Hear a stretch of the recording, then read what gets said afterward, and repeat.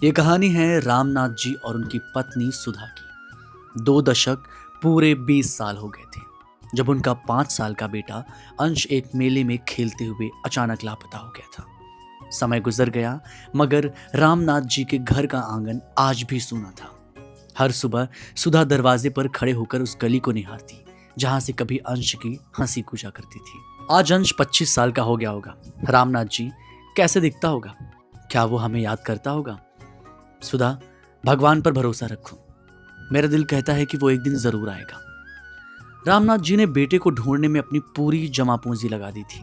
Police, अखबार, विज्ञापन, सब कुछ किया, लेकिन हर कोशिश, हर उम्मीद आखिरकार टूटी हुई दीवार बनकर खड़ी हो जाती थी। लेकिन एक चीज थी जो कभी नहीं टूटी, पिता का विश्वास। वो हर साल अंश के जन्मदिन पर वही पुरानी नीली स्वेटर निकाल कर देखते थे जिसे अंश ने आखिरी बार पहना था। वो स्वेटर अब भी अलमारी के एक कोने में एक जीती जागती याद की तरह रखी थी। एक सर्द शाम थी।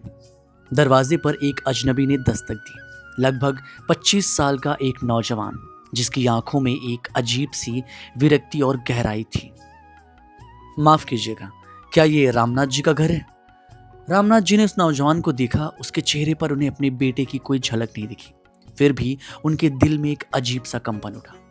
नौजवान ने बताया कि वो एक एनजीओ के लिए काम करता है जो बिछड़े हुए लोगों को मिलाता है। नौजवान, मैं आपके बेटे अंश के बारे में कुछ जानकारी लेने आया हूँ।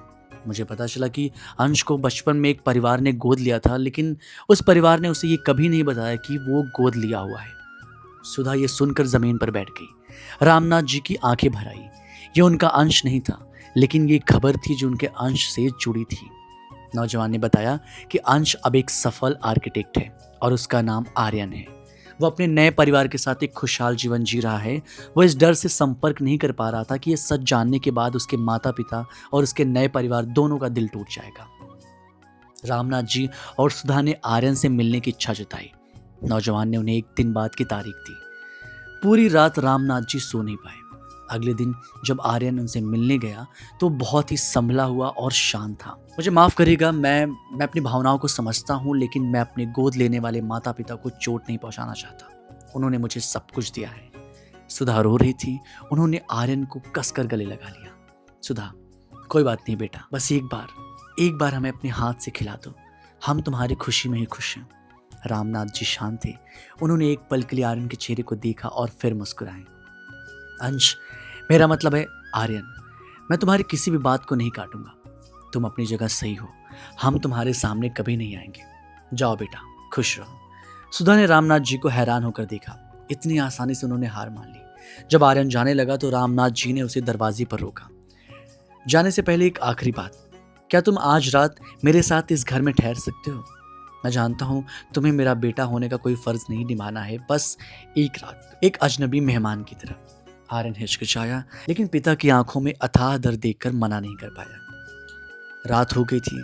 रामनाथ जी ने आर्यन को वही पुरानी नीली स्वेटर दिखाई। रामनाथ जी, ये स्वेटर मैंने इसे तुम्हारे लिए बुना था जब तुम 5 साल के थे। आज भी इसमें तुम्हारी खुशबू है। आर्यन ने स्वेटर को छुआ। उसका चेहरा भावहीन रहा। आर्यन, ये अच्छी है अंकल, लेकिन मुझे लगता है मुझे जाना चाहिए।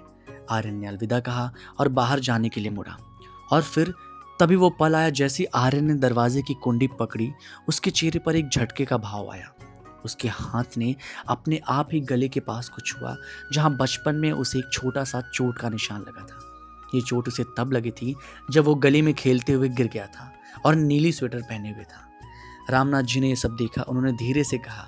उनकी आवाज में जीत का नहीं, सिर्फ प्यार का भाव था। रामनाथ जी, अंश, जब तुम गिर गए थे तो तुम रोते हुए मेरे पास आए थे और मैंने कहा था मेरा बेटा इतना बहादुर है कि उसे ये छोटी सी चोट याद भी नहीं रहेगी। ये चोट तुम्हें कहाँ लगी थी बेटा?